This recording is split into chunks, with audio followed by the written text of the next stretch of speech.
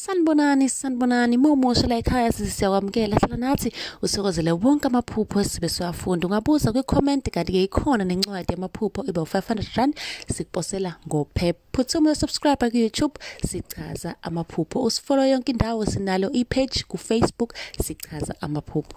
Osibhalile namhlanje ubhale ukuthi mina nginokuphupha u-avocado. Ngiyacabanga ukuthi sonke siyazi ukuthi u-avocado yini, ukotapeya ngesiZulu. Ngokujwayelekile ke uma uphupha into kanjalo kungenzeka ukuthi ukhulelwe, kungenzeka ukuthi khona osondelene naye ozithwele. Kodwa ngikuzwe uthi ububudla.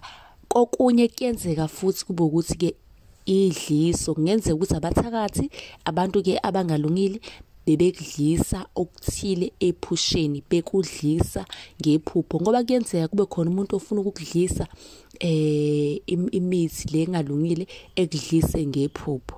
Kube lusukumele ke lelo phupho. Uma unombuzo ubuza ku-comment nawe soyenza kanjalo siphendule umbuzo wakho.